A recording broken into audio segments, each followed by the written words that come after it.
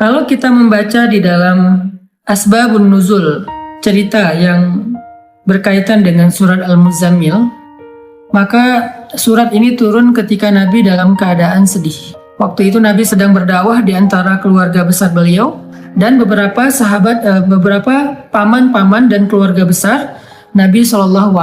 Jadi lagi berdakwah di antara keluarga besar, kemudian beliau mendapatkan penolakan, terutama penolakan dari Abu Lahab. Kalau yang lain nggak menolak, hanya diam saja. Kalau Abu Lahab menolak dengan kasar, menolak dengan marah, menolak dengan menghina, mencela, sampai ngata-ngatain Nabi, engkau itu anak yatim, kamu harus tahu diri, kamu itu siapa yang selama ini membesarkan kamu, kami adalah paman-paman kamu, seandainya kamu mau mengajarkan kami lebih tahu daripada kamu, karena kami lebih tua, kami lebih banyak pengalaman, kami. Abu Lahab menolak dakwah Nabi dengan sombong, sehingga kalimat-kalimat Abu Lahab ini membuat Nabi merasa sedih. Setelah Nabi berdakwah kepada keluarganya, Nabi juga berdakwah kepada tetangganya, kepada beberapa orang yang beliau kenal, kemudian kepada masyarakatnya yang ada di kota Mekah, dan sebagian besar dari mereka itu menolak Nabi. Bahkan tidak sedikit dari mereka yang menolak Nabi dengan cara-cara yang menyakiti perasaan Nabi. Karena Nabi juga manusia biasa, beliau seorang yang pemaaf, beliau seorang yang lapang dada, tetapi beliau juga punya perasaan. Bukan berarti beliau plain, lempeng, nggak punya rasa gitu. Bukan, beliau juga seorang yang sangat halus perasaannya, walaupun sangat pemaaf. Halus perasaannya walaupun sangat lapang dada. Sehingga kalimat-kalimat yang beliau dengar dari pemuka Quraisy yang durhaka itu menyakiti perasaan Nabi, membuat Nabi sedih. Dan yang lebih lagi menyakiti perasaan Nabi itu bukan karena dikata-katain, tetapi karena justru Nabi kasihan sama mereka. Bisa ngebayangin gimana nasib mereka nanti di akhirat jika mereka menolak dakwah Nabi SAW.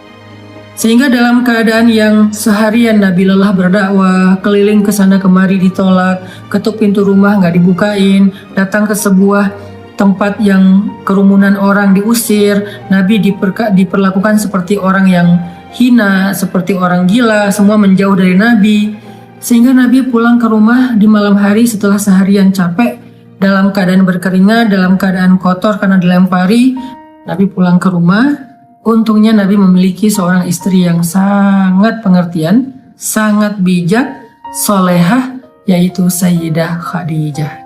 Nabi pulang ke rumah, dibukain pintu rumahnya oleh Sayyidah Khadijah, dan Khadijah paham betul keadaan Nabi, sehingga ketika Nabi sampai di rumah, Khadijah mempersiapkan kebutuhan Nabi, makan malamnya, kemudian Nabi mandi dulu biar seger. Setelah mandi Nabi makan, kemudian setelah itu Nabi bercerita kepada Khadijah, Khadijah hari ini aku keliling tetapi diusir, Khadijah begini, Khadijah begitu.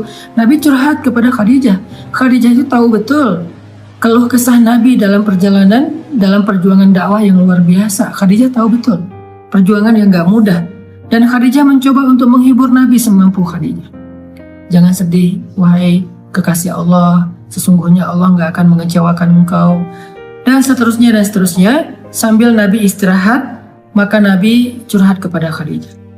Lalu setelah semakin larut malam, Nabi pun tidur bersama dengan Khadijah, dalam keadaan masih ada rasa yang berat di hati beliau. Kalau Nabi capek secara fisik, maka Nabi bisa istirahat dengan makan, mandi, kemudian tidur.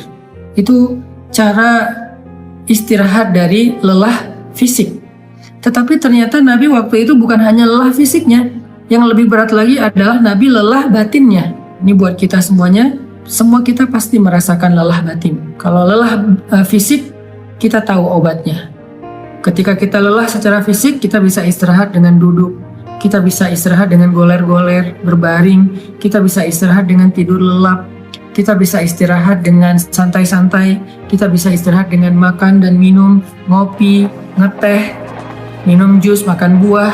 Kita bisa istirahat dengan nonton, kita bisa istirahat dengan bercanda dengan anak-anak, dengan keluarga. Itu adalah cara kita melepaskan lelah fisik, merecovery lelah fisik. Sakit Fisik juga demikian, recovery-nya kita bisa dengan bed rest, kita bisa dengan minum obat, kita bisa dengan terapi. Itu adalah cara kita recovery sakit fisik, lelah fisik. Tapi bagaimana kalau kita sedang lelah batin, sakit batinnya, perasaannya yang sakit, hatinya yang sakit, pikirannya yang sakit, jiwanya yang sakit, dalam tanda petik. Gimana cara kita merecovery semua itu? Gimana cara kita ngobatin batin kita yang sedang terganggu? Gimana cara kita ngobatin hati kita yang terluka? Gimana cara kita ngobatin perasaan kita yang tergores? Ternyata bukan dengan entertain. Cara ngobatin jiwa kita, cara ngobatin hati kita adalah dengan zikrullah, mengingat Allah. Kenapa bisa kayak gitu, Ustadz? Karena jiwa kita itu, roh kita itu asalnya dari langit. Beda sama jasad kita, fisik kita. Jasad atau fisik kita itu asalnya dari bumi. Sehingga ketika dia sakit, maka obat-obatnya ada di bumi. Tapi kalau roh kita, jiwa kita itu ditiupkan oleh Allah asalnya dari langit. Sehingga kalau dia ngerasa sakit, terganggu, maka obatnya ada di langit. Apa obat yang ada di langit? Zikrullah, mengingat Allah. Banyak orang yang salah paham tentang ini. Dia sebetulnya nggak lelah fisik. Kalaupun lelah fisik, nggak terlalu lah. Yang lebih lelah itu sebetulnya jiwa dia. Yang lebih lelah itu sebetulnya hati dia. Yang lebih lelah itu sebetulnya pikiran dia. Yang lebih lelah itu sebetulnya perasaan dia. Maka dalam kelelahan seperti itu, dia mencoba untuk merecovery-nya dengan cara jalan-jalan, dengan cara nonton, dengan cara entertain, dengan cara goler-goler, dengan cara tidur lelap dari pagi sampai sore, malam sampai pagi lagi. Dia pikir dengan begitu dia bisa melupakan rasa sakit hatinya. Ternyata setelah dia melakukan itu, lelahnya gak hilang. Beban di hatinya itu gak menjadi ringan. Luka di perasaannya itu gak menjadi sembuh. Kenapa? Karena dia bukan sedang lelah fisik. Dia bukan sedang capek secara fisik. Dia bukan sedang sakit secara fisik.